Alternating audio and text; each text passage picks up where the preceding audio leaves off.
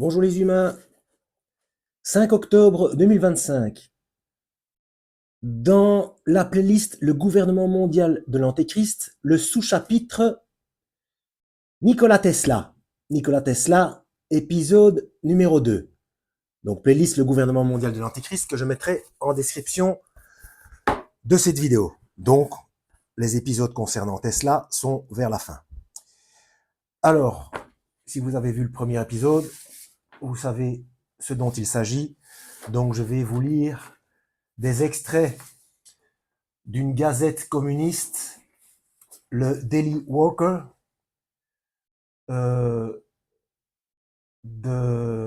cette gazette communiste qui était publiée aux États-Unis entre 1924 et 1958, si ma mémoire est bonne. Allez voir le premier épisode de Tesla. Et donc, on y va concernant les informations sur Nikola Tesla. Hein.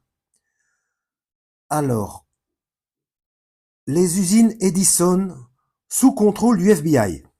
Donc, je vous montre la fameuse tour Tesla qui aurait permis, qu'est-ce qu'il faut faire? Il faut parler au conditionnel ou bon.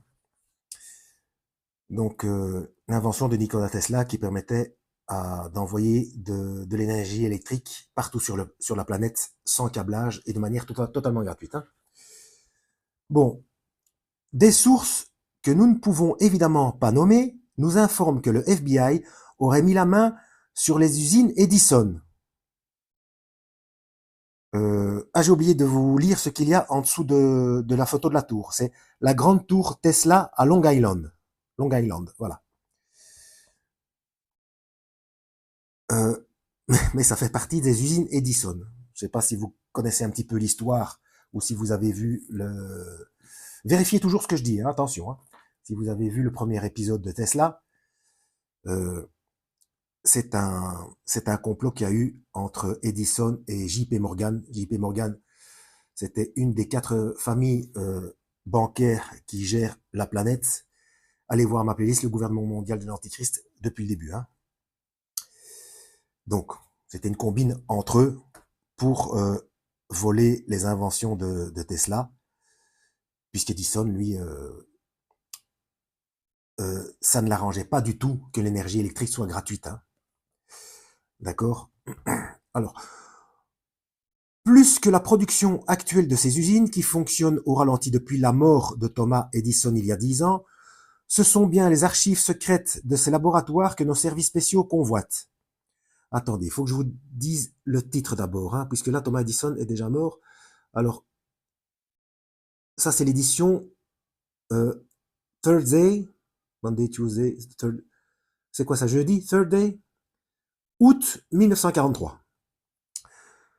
Ce qu'elles contiennent, nous l'ignorons, mais nous pouvons résumer que c'est au cœur de l'ancienne collaboration d'Edison et Tesla, collaboration, tu parles, que se trouve sans doute la clé de cette affaire. Enfin, collaboration, au départ, c'était une collaboration, en effet, mais Edison et JP Morgan avaient bien d'autres choses en tête, hein, en arrière-plan. Comme nul ne l'ignore plus aujourd'hui, cette collaboration s'était vite muée en une concurrence féroce où le plus vil esprit mercantile porté par Edison, on y est, s'opposait à l'esprit éclairé de la science et du progrès social incarné par Tesla. Je rappelle que c'est le point de vue des communistes, hein, mais j'ai déjà expliqué dans d'autres vidéos que toute bonne opposition contrôlée, pour qu'elle fonctionne, pour qu'on puisse fabriquer des groupes opposés, il faut qu'ils aient accès à certaines vérités, sinon on ne peut pas les manipuler, hein, d'accord? À travers les archives d'Edison, c'est à coup sûr une partie des secrets de Nikola Tesla que notre industrie de guerre tente de s'approprier. Donc n'oubliez pas de vous remettre dans le contexte de la Seconde Guerre mondiale. Hein.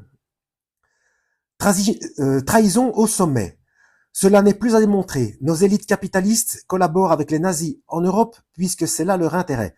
Nous avions déjà révélé dans nos colonnes les liens qui unissaient Henry Ford avec le chancelier Hitler et l'aide que cet industriel ennemi de la liberté syndicale fournissait aux armées nazies en équipant leurs chars et leur artillerie.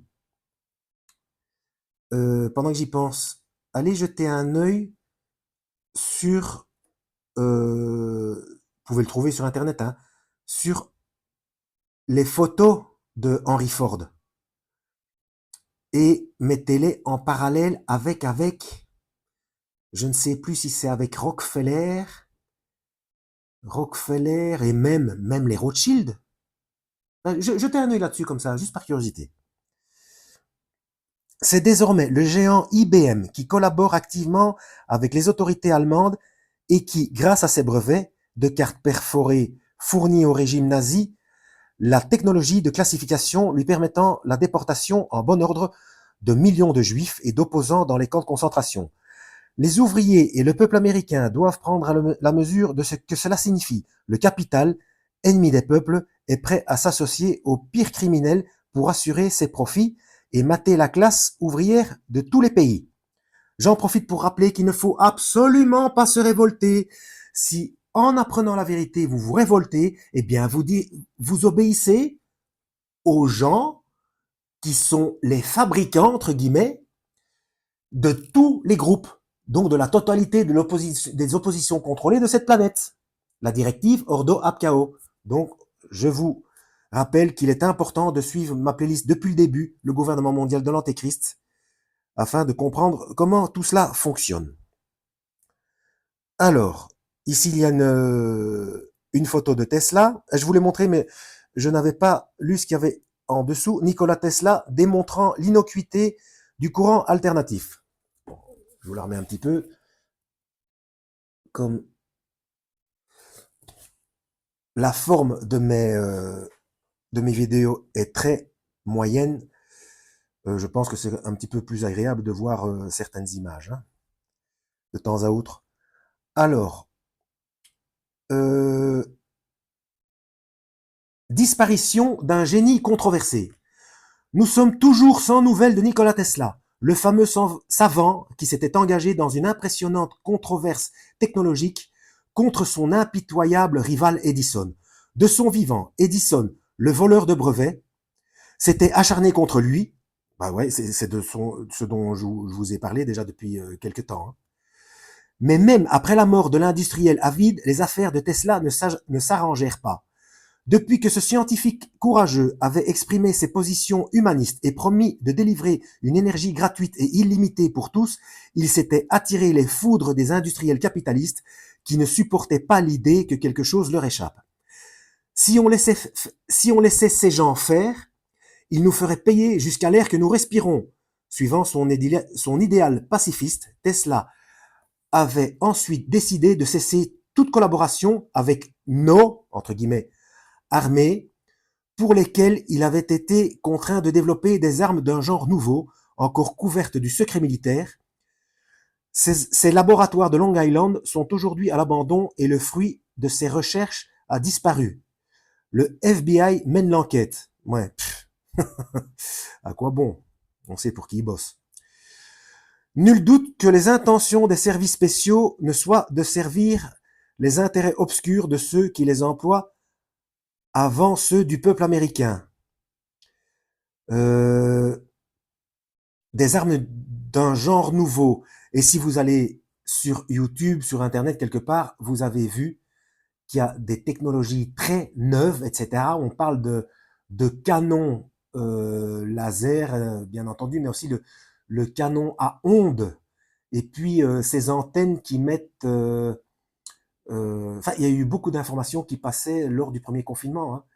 Donc, des antennes qui émettent certaines fréquences et qui repoussent seulement les jeunes d'un certain âge, dans l'adolescence, pour les empêcher de s'attrouper. Je ne sais pas si vous voyez de ce dont je parle. Bref. Et oui, ça me fait penser à quelque chose que je vais préciser lors de l'épisode précédent de Tesla. Donc, en fait, Tesla était beaucoup trop en avant concernant le calendrier. Pour que l'énergie soit gratuite et accessible à tout le monde, il faut respecter un calendrier. Il faut que cette chose miraculeuse arrive où le monde entier en a le plus besoin et se mettent...